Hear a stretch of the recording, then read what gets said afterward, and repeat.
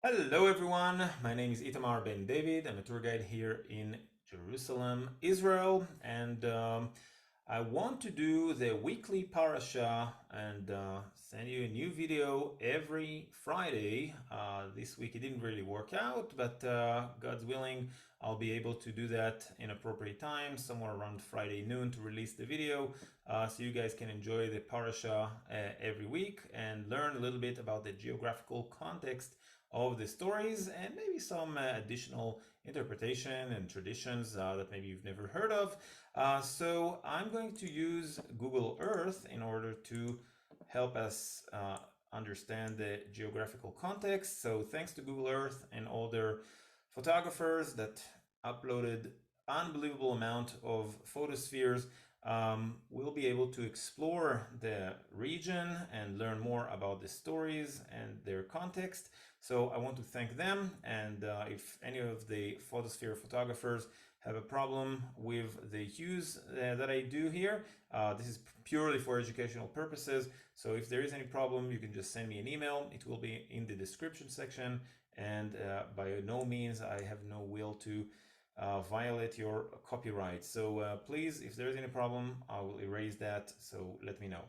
Okay, so right now we are above the Middle East, as you can see, above Israel. Last parasha was Bereshit, the first few chapters of the book of Genesis. The portion of the Torah the Jews read on Saturdays was talking about the creation, and we talked about the rivers from the Garden of Eden, and we kind of wondered, where is that Garden of Eden? The traditions points out to Jerusalem, but as you can see, there is no connection really between Jerusalem and these rivers, okay? The rivers of Mesopotamia or the Niles or the origins of the Nile, not really. And there was a suggestion that maybe the water flows underneath and feeds those two massive areas of ancient civilizations, Mesopotamia on the east and the Nile River and the Nile Valley over here in the south. Okay, so this is how God basically gives the blessing from Jerusalem to these two civilizations, and in the middle we have little Israel. Okay, so that's what we did last week. Okay, so now let's jump a little bit to Jerusalem, and we'll start our story over there and move on to this parasha. Okay, so right now we're above the old city of Jerusalem. We'll move a little bit forward and we're entering the Temple Mount and the foundation stone, which is where the Dome of the Rock, the Golden Dome, the famous Dome of Jerusalem. And just under this beautiful dome, we have the top of Mount Moriah, the foundation stone, the beginning of creation, the creation of Adam and Eve, are associated with this rock. Let's step outside just to see it from outside. Here's again the Temple Mount. Okay, you can see the Dome of the Rock now from the outside. And according to the Jewish tradition, it's not really written in the Bible. After Adam and Eve messed up in the Garden of Eden, they were expelled, they were punished. God punished Adam to basically sweat for his bread. Okay, he will have to work hard instead of just picking fruits from the trees. And his wife, Eve, was punished with giving birth in great pain, basically. Okay, so the Jewish tradition points out that they wanted to get closer to God, and the way for them to do that is to build an altar. The location of that altar would be somewhat around over here, okay, in the middle of the screen, a little bit closer. We have the Golden Dome, we have this lead dome, which is called the chain dome. It's in Islamic tradition over there. And over here where it's empty, this is approximately where the altar stood. So how exactly the altar used to look like, the altar that Adam and Eve built, it was some stones, yeah, some rocks. So over here we have this picture that I took from the ancient archaeological site of Beersheba. Okay, so not necessarily like that. You can see it's very nice carved stones. Okay, but it could be like piles of these stones, one on top of the other, in a more organized manner, but not necessarily chiseled or carved by any means. So Adam and Eve wanted to get closer to God, and they sacrificed animals to do that. Okay, again, it's not written in the Bible. The word for sacrifice in Hebrew is korban, sacrifice, and it's coming from the root of getting closer. Okay, getting closer. So that's what they did. 10 generations after Adam and Eve, we have the story of Noah. Okay, Noah and Noah's Ark.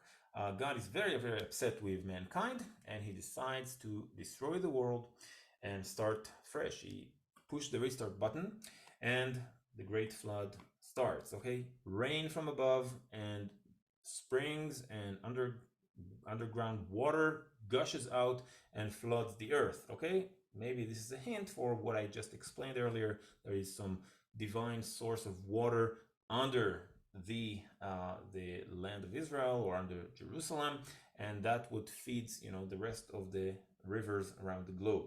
So the great flood starts, and where exactly Noah started to build the ark, we don't really know. Okay, but we know that the great flood lasted 40 days. Okay, 40 days. Then the water was still very high up for another 150 days, and after 1 year of the great flood, finally the ark lands on one of the mountaintops. Okay, so one of those, like the mountaintop, was in the mountains of Ararat. Okay, that's how the Bible described it, Ararat. Okay, and according to the Jewish tradition, Mount Ararat and Mount Moriah, it's the same place. So after 1 year of the great flood, Noah's Ark landed over here on Mount Moriah, where the foundation stone. Noah will step out of the ark, and let's see what is going on. So I don't want to give you too many quotes, but this is one that I find relevant. So there are two versions to what was going on in the ark, okay, to what animals Noah brought to the ark. So the first version in Genesis chapter 6, God is saying, "But I will establish my covenant with you, and you will enter the ark, you and your sons and your wife and your sons' wives with you. You are to bring into the ark 2 of all living creatures, male and female." Okay, so 2 of all living creatures. And then in chapter 7, just the next chapter, God says to Noah, "Go into the ark, you and your whole family, because I have found you righteous in this generation. Take with you 7 pairs of every kind of clean animal," meaning like kosher animals, like the goats, the sheep, cows, etc., deers, "a male and its mate, and 1 pair of every kind of unclean animal." Okay, so we have this division between the clean animal or the pure animals or the kosher animals and those who are not. Okay, and why Noah needs that, and what happened between the first opinion of God and what he said over here to the next one. The Jewish tradition says there were 120 years between the beginning of the construction of the ark to the flood. Okay, during that time, Noah basically was supposed to make the people repent. I'm building an ark because the world is about to be destroyed. But no one paid attention, and they went about their business and bad deeds, and that's what basically happened. They were punished. So this is again to say, okay, there is some goal that will happen. God wants to elevate the world into a new covenant that is based on the number 7. Okay, 7 kosher animals. Not all of them, of course, were sacrificed. Otherwise, we won't have any sheep and goats. But this is again where it's originated from. So let's go back to here. Okay, oops. Again, the Temple Mount. According to the tradition, the Jewish tradition, Noah's Ark landed over here. So just a few more words that I want to point out. Noah in Hebrew means comfortable. Yeah, it's comfortable. Okay, it's very Noah. It's very comfortable. That's how we kind of use it. I think you need to be a very comfortable man, very stable person to stay in an ark for a year with all these animals of the world, right? Another Jewish tradition that I will point out is that Noah's wife was a woman called Naamah, which is coming from the house of Cain.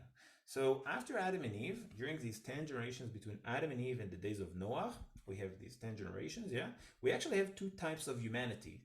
One type is the humanity of Cain, and the other one is of Seth, okay, the 3rd child of Adam and Eve. So it seems like, from the Jewish tradition and even from the few biblical verses, that Cain and his people are very oriented towards the material. Okay, they really know how to build stuff, how to create stuff, how to make technology. So they are pretty much down to earth, and they want to be wealthy people. Kain also comes from the Jewish roots of kinyan. Okay, kinyan means like something that you purchase or possess. Okay, so material goods, kind of. And on the other side, we have humanity that is more like spiritually oriented. Okay, not so much into the material, but more into the spiritual. We have people with name like Mahalal El. Okay, the one that praise God, basically. So in that humanity. So it seems like we have people that are more spiritual on the humanity that Seth started. So in the days of Noah, we have this combination of two people, those who are more spiritual, Noah, and those who are more material, Naama. Okay, that's the wife of Noah. And together they're creating a person that is also wealthy, but is also very spiritual, which brings us to the prophetic tradition of Israel, okay, that is saying basically that the prophet should be wealthy and also very spiritual, down to earth, but also very connected to God. His foot are in the ground and his head is high up with God. Okay, so now that we understand that, let's go to our next spot. So I mentioned that according to the Jewish tradition, Noah's Ark landed in Mount Moriah. But where is Mount Ararat? Okay, so it's right on the border between Turkey and Armenia. Okay, so you can see Mount Ararat now from above. Okay, so this is where it is. So if you have Armenian friends, let them know that I said Mount Ararat is in Jerusalem. They will be very upset. So tell them that they should take it with a grain of salt. Okay, it's a tradition. So now, as I said, we're looking at Mount Ararat between Turkey and Armenia. Let's take a look of how it looks like. A little closer look. Here we are. Okay, so I believe this is one of those camps where the travelers go by or even stay the night, and on the way up to the top of Mount Ararat. Let's continue. And thanks to these brave travelers, we're actually able to go all the way up to the top. Okay, so Mr. Artsrun, okay, really helped us with that. Here are the hikers just over here, mountain climbers, and take a look at this. Okay, this is more than 5 kilometers high. Amazing mountain. Look all around. Really pretty. Okay, so right now we're at Mount Ararat, and according to the name at least, this is where Noah's Ark landed. Okay, moving on. What else do we have on this parasha? We're talking about the Genesis 6 until chapter 11, 6 through 11. The next thing that will happen after the Great Flood is that mankind are not very happy with the fact that the forces of nature can absolutely destroy them, and they decide to build a city with a tower in its head, and that city would be in the valley of Shinar, okay, or the valley of Shinar, and we have good reasons to believe this is where Babylon was, okay, not just from the name, a few other descriptions in the Bible indicates that. So just take a little look. Okay, it's a bit southern of Baghdad. Okay, so Baghdad, the capital of Iraq, is just over here. So a little bit southern of it, we have the ancient city of Babylon. Okay, today there's like modern area too next to it. That's approximately the borders, the boundaries of ancient Babylon, approximately. Okay, it's not super accurate. And let's take a look at the Tower of Babel. Okay, so we have basically just ruins over there of Etemenanki. Okay, I'm not the best in these ancient languages, but this is a zikurat. Okay, zikurat or zigurat, sometimes it's called. K and G in Arabic could be replaced with one another. So the zikurat is kind of pyramid shape structure. Okay, more with like massive stairs to it, and the zikurat is one of the ways of the ancient Mesopotamians to connect with God, and that connects it. And that's why I want to talk about the name Babel. Babel, which means the gate to God, basically. El is God, Bab in Arabic even today is gate or door. So Babel is the gate to God. So we have many zikurats. You can just look it up and learn more about it. It's absolutely fascinating structures. Let's take a look at more general look at Babel, okay, or Babylon, yeah. So here's Babylon. We have some reconstructed reconstructed parts of it. Babylon. So the walls of the structures were not like found in this shape. So this is what you see over here, and lots of the artifacts that were found over there are in the Pergamon Museum in Berlin. Okay, so the hill where I'm standing, not really, but this gentleman Ahmed that took this photosphere for us. This is where Saddam Hussein's palace, or at least one of his palaces, used to be. So there's a palace overlooking at Babel. At that time, Saddam Hussein was a fan of the ancient Mesopotamian culture. He wanted to cultivate some national identity, so he built a palace next to Babylon, as if to say, "I'm the new, king of Babel," basically. So this is the ancient part of Babel, okay, or Babylon. So this effort, these tremendous efforts of the new humanity, the people that survived the flood and the generations after Noah, they want to unite and make a name for themselves and to build this tower, okay? And at that time, we have one human identity. Because of that effort, God was very upset. He basically said, I want unity without uniformity, okay? I don't want everyone to be in the same language with the same words, the same ideas. I want to have pluralism. I want to have many different identities of many different people, and that's why he mixed their languages, and therefore they were scattered. They could not cooperate well enough without knowing the same language, and they scattered all over the world. This is the origin of the broken identity of Adam. Okay, so according to the Jewish tradition, if the source of all mankind is Adam, okay, what happened to it? What happened? It shattered after the great flood and after the fall of this generation, the generation of Babel.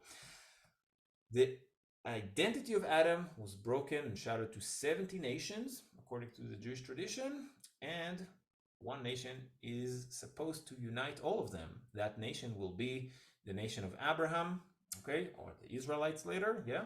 And the nation of Abraham is supposed to kind of find the common between all these 70 new, the broken identity of Adam, and to bring them together to worship the one God, despite of the language barrier and the cultural differences between them. So that would be it. One of the people that built Babylon, according to the Jewish tradition, was Abraham, and we'll talk about him towards the next parasha. And as we know, Abraham found that, I don't want to be a part of these pagans, and he decides to walk. Actually, his father started this journey from Ur Kasdim up north to the border of to Turkey, basically, yeah.